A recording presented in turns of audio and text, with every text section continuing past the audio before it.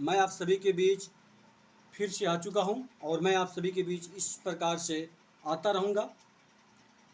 तो अगले वीडियो में मैंने 11th क्लास का चैप्टर 1 जो मैं स्टार्टिंग किया हूं, मैं अभी तक एक वीडियो में डाल चुका हूं और मैं ये वीडियो फिर से दोबारा मैं डाल रहा हूँ। तो उसमें मैंने रासायनिक संयोग का प्रथम नियम मैंने बताया था। उसमें आपको कुछ एटॉमिक नंबर और एटॉमिक मास आपको याद करने के लिए मैं बताया था। अगर आप नहीं कर पा रहे तो मैं आपको ट्रिक बताऊंगा। आप लोग कमेंट करके आप लोग हमें बताएं, सर आप लोग बताइए, कुछ ट्रिक बताइए इसका याद करने का, हम आपको कुछ ट्रिक भी बताएंगे। तो बात ये है कि आज हम 11th क्लास का फर्स्ट चैप्टर का हम पहला वीडियो तो डाल चुके हैं, दूसरा वीडियो मतलब डालने के लिए जा रहे हैं।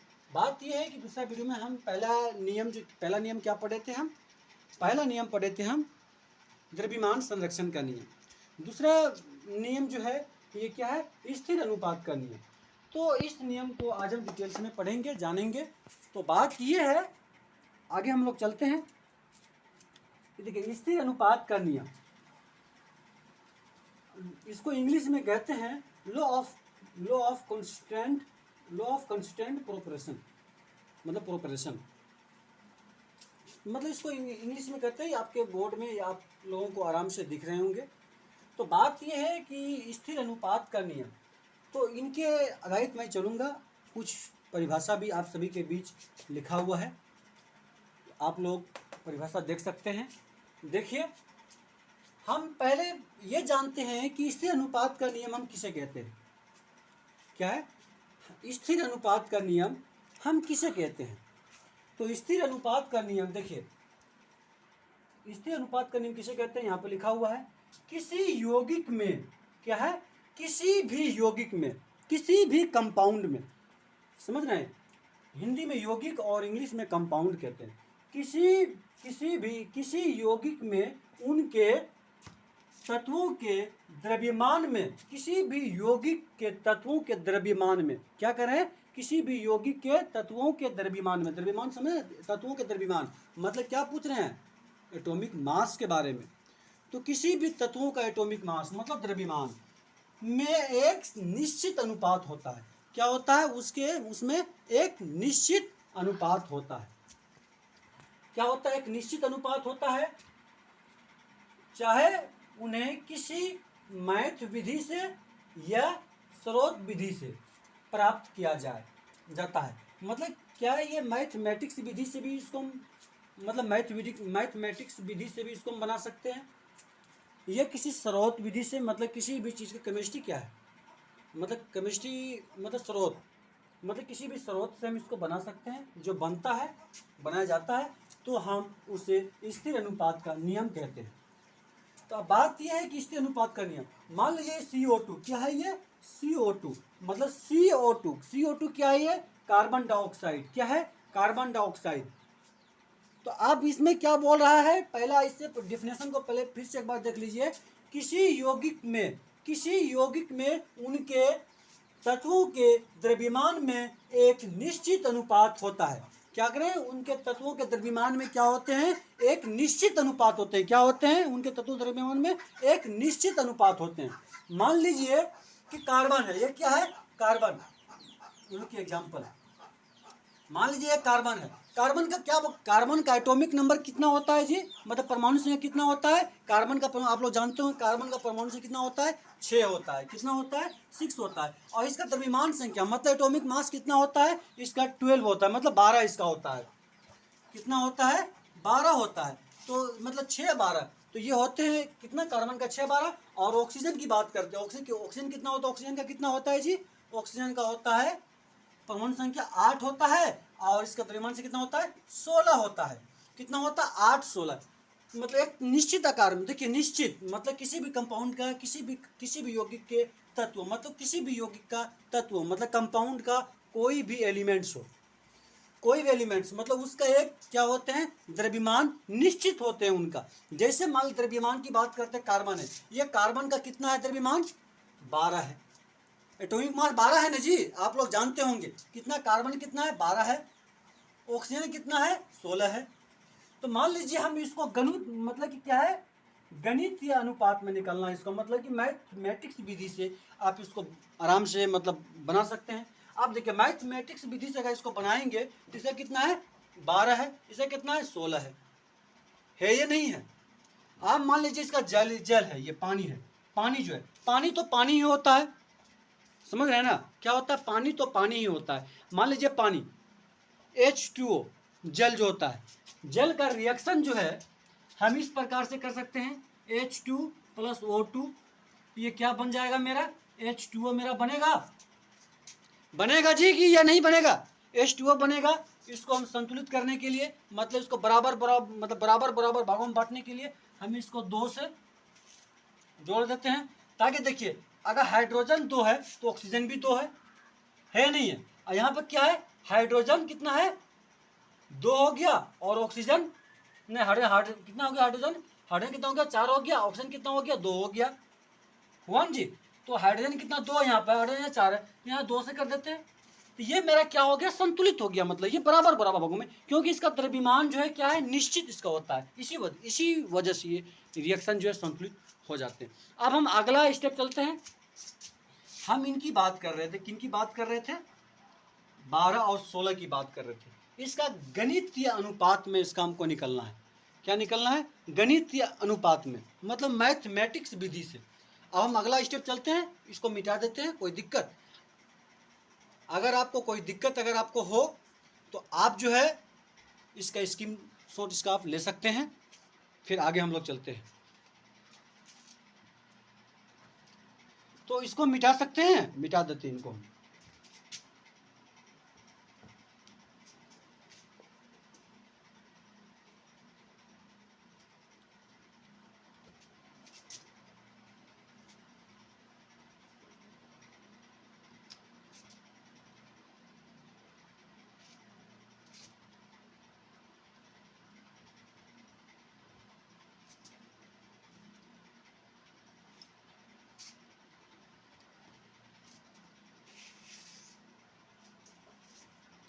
आज हम बात करते हैं किसा कार्बन डाइऑक्साइड का एग्जाम्पल लिए थे, क्या CO2 की बात करते हैं। CO2 रुकिए थोड़ा से अच्छा से साफ साफ दिखाई देता होगा, क्या है CO2, तो ये क्या कार्बन डाइऑक्साइड है, क्या है कार्बन प्लस ऑक्सीजन।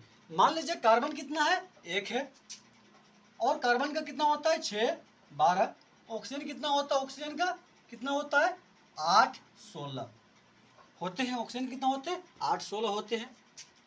तो यहाँ पर बात यहाँ पे ये कितना, ये ऑक्सीजन 2 है, और ये कितना हो गया यहाँ पर, इसका द्रव्यमान कितना हो गया 12 यहाँ पर है, रुकिए सॉरी एक मिनट, इसका कितना हो गया 12 यहाँ पर है, वो वनली केवल एक ही है ना।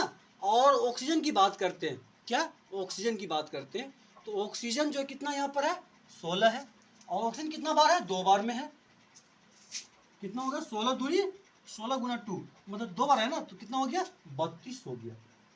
ये कितना रेशियो मेरा है 12 12 32 निकला ये मेरा। इसको हम 2 भागों में क्या डिवाइड कर सकते हैं, 3 चौके 12 8 चौके 32, तो क्या इसको हम 3:8 इसको लिख सकते हैं, 3:8, यही आपका रेशियो इनका निकला, समझ रहे हैं ना, यही इनका निकलो किसका कार्बन डाइऑक्साइड का, मतलब ये क्या है कार्बन डाइऑक्साइड क्या है गैस है, इनका रेशियो कितना निकला 3:8। आप बात करते हैं H2O पानी, पानी तो हर प्रकार होता है, पानी देखते होंगे कि पानी तो जैसे कि हम लोग पानी पीते हैं, ये पानी अलग हो गया, पानी तो हर प्रकार होता है, जैसे कि आप देखते होंगे कि मतलब बाढ़ में जो पानी नदी में समुद्र में पानी में क्या खरवा खरवा टाइप का पानी होता है, मतलब मोटान टाइप का पानी होता है, उसमें भी देखिए पानी तो पानी होता है, पानी किसी भी प्रकार से बना सकते हैं, जैसे आप रासायनिक प्रतिक्रिया से भी पानी बना सकते हैं हाइड्रोजन प्लस ऑक्सीजन से, तो पानी तो मतलब बन सकता है। देखिए पानी बनाने देखिए H2O इसका तो अब क्लियर समझ हो गया, रेशियो कितना होता है, मतलब कार्बन डाइऑक्साइड कितना होता है, कार्बन डाइऑक्साइड का 3 अनुपात मतलब 3:8 इसका होता है। अब हम अगला स्टेप चलते हैं, किसका अगला स्टेप चलते हैं, अब हम जल के बारे में, पानी के बारे में, पानी का क्या होता है।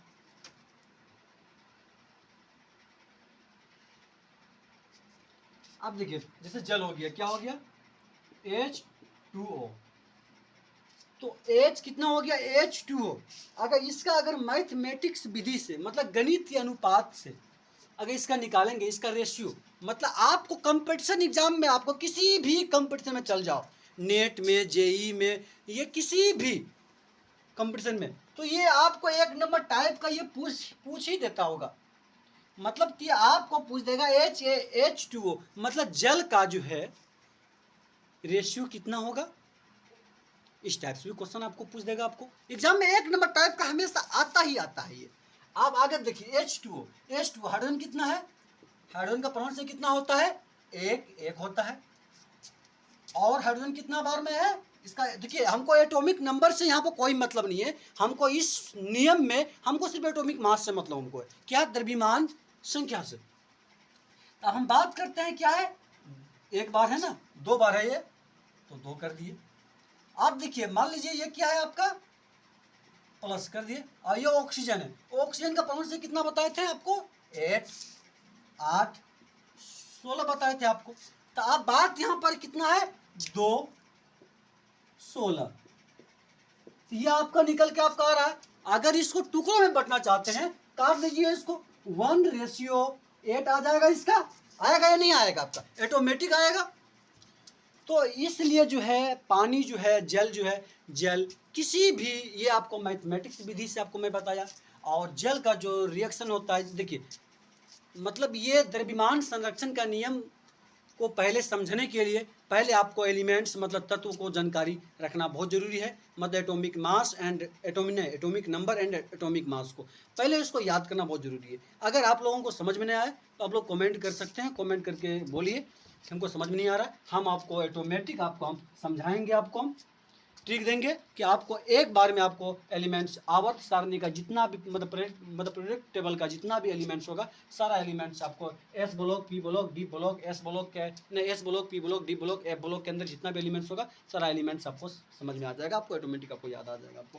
तो देखिए पानी जो है, पानी तो बहुत बड़ा पानी होता है, लेकिन पानी का जो फार्मूला जो होता है वो H2O ही होगा।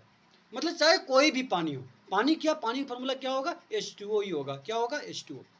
और मैं आप सभी स्टूडेंट से मैं ये कहना चाहता हूँ कि जो स्टूडेंट को अगर समझ में ना आए तो वो कमेंट कर सकते हैं, हम इसको फिर से दोबारा समझा देंगे आपको। और हमें आशा है कि आप सभी स्टूडेंट को क्लियर आप लोगों को समझ में आप लोगों को आ गया होगा। और जो भी 11th क्लास के स्टूडेंट हैं वो आराम से हमारे मतलब कॉन्टेक्ट नंबर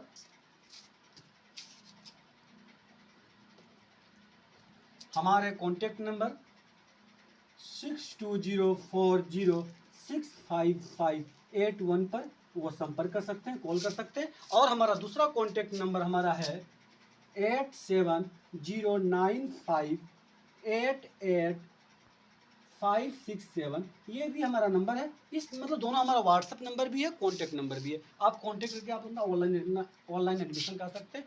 ओनली 500 रुपये, मतलब ओनली 500 रुपये एडमिशन फी। आप लोग 500 रुपये एडमिशन फी ऑनलाइन जमा करके आप लोग अकाउंट में से, पेटीएम में से जमा करके आप लोग एडमिशन करा सकते हैं। तो जो स्टूडेंट 11th क्लास के स्टूडेंट है, न्यू स्टूडेंट है, और मैं ये कहना चाहता हूँ कि हमारे चैनल का नाम है, वो भी मैं बता देता हूँ।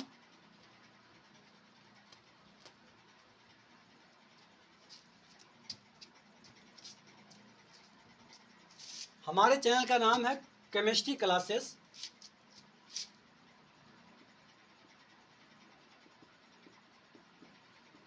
केमिस्ट्री क्लासेस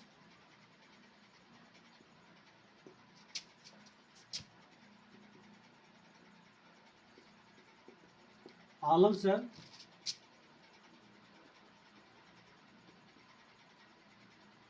दुमका,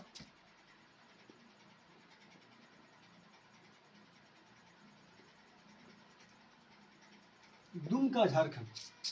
मतलब केमिस्ट्री क्लासेस आलम सर, दुमका, झारखंड, ये हमारे चैनल का नाम है। आप हमारे चैनल को जरूर सब्सक्राइब करें ताकि इस प्रकार की जितनी भी सारी इंपॉर्टेंट वीडियो होगा आप सभी के बीच आराम से पहुंचता रहेगा। तो इस प्रकार का मैंने आपको दो एग्जाम्पल लेके मैंने आपको समझाया।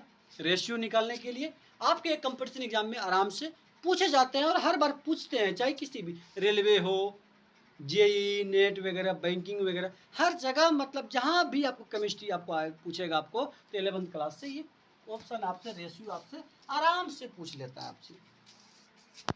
तो मैं आशा करता हूँ कि आप लोगों को समझ में आ गया होगा। बस आज इतना सा, यहीं से मैं आज समाप्त करता हूँ। फिर मैं अगला वीडियो में आप सभी के बीच लाता रहूँगा।